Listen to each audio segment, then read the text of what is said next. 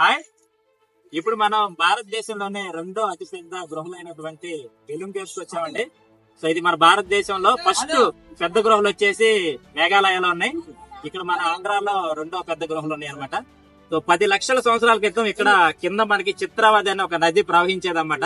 So దాని వల్ల మనకి ఇది నేచురల్ గా ఏర్పడిన కేవ్స్ కాబట్టి వీటికి ఇంత ప్రాచుర్యం పొందడం జరిగింది. సో లోపలికి వెళ్ళాక చూద్దాం ఫర్దర్ గా.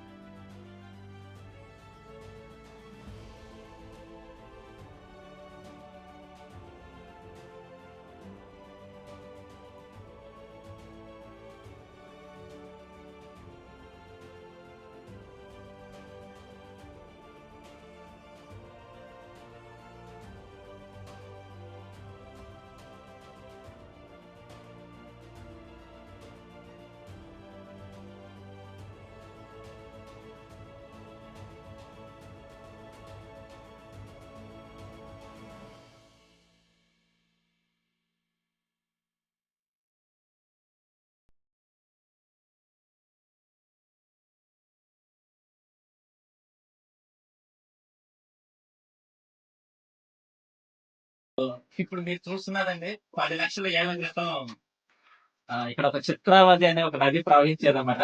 సో అది కోత చేసి ఏర్పరిచిన గృహ అన్నమాట ఇది. ఇవి మన భారతదేశంలోనే రెండో అతిపెద్ద గృహలు. అతిపెద్ద వచ్చేసి ఇండియాలో మేఘాలయలో ఉన్నాయి. ఇవి సెకండ్ ప్లేస్ అండి. నేచురల్ గా ఏర్పడడానికి మన టూరిజం డిపార్ట్మెంట్ వాళ్ళు కొంచెం ఆర్టిఫిషియల్ గా ఈ లైటింగ్ ఏర్పాటు చేయడం జరిగింది.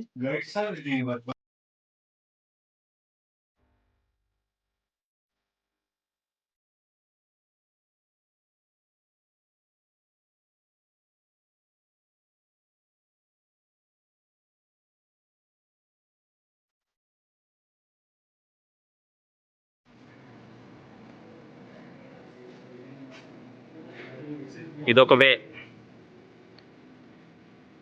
ఇదొక వే ఇదొక వే ఇదొక వే.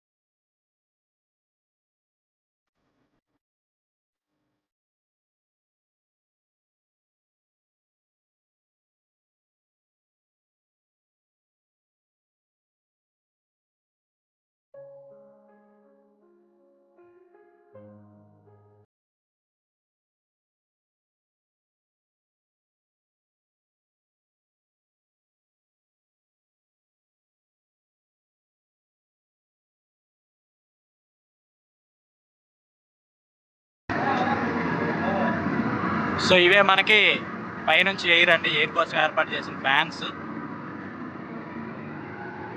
గోడల మర్రి మండపం.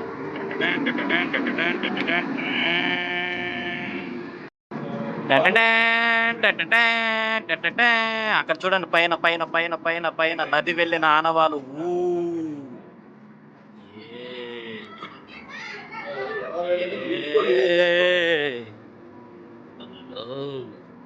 హలో హలో నే తనిచానే లవ్ వెన్నెల్లో.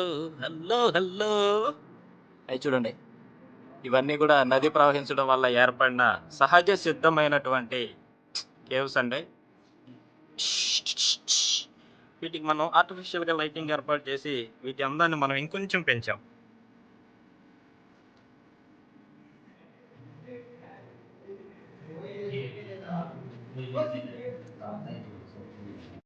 ఈ సహజ సిద్ధమైన ఈ గృహల్లో ప్రయాణం చేస్తుంటే ఏదో తెలియని మానసిక ఆనందం, ఉల్లాసం, ఉత్సాహం, నీరసం, చెమట.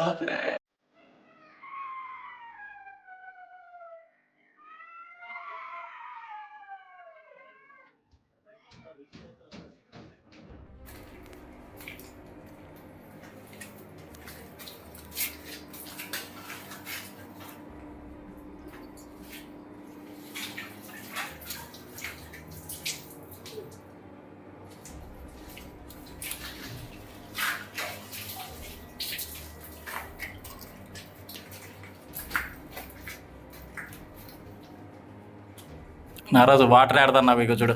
అదే చూసాను ఇప్పుడు, అదే నేను అంటుంది రాళ్ళలోంచి రావడం అంటే మరి చూడు. సో మేము ఇప్పుడు పాతాళ గంగ దగ్గర ఉన్నాం, బెలూమ్ కేవ్స్ లోపల. సో ఇక్కడ చూడండి వాటర్, రాళ్ళలోంచే వాటర్ వస్తుంది అనమాట. మాకు చక్కటి గైడ్ దొరికారు. ఇది ఎట్లా ఏర్పడింది ఏంటి అనేది ఆయన ద్వారా మనం తెలుసుకోగలుగుతున్నాం ఈరోజు. థ్యాంక్స్ టు పుష్పరాజు గారు. ఇదంతా వాటర్. పుష్పరాజు గారి పేరు దగ్గర తగ్గేది అన్నట్టు. సో ఇక్కడ మనకి అది న్యాచురల్ గా ఏర్పడ్డ శివలింగం అంటే. ఓం నమ శివాయ. ఓం నమ శివాయ. ఓం నమ శివాయ. Come on, start. Come on.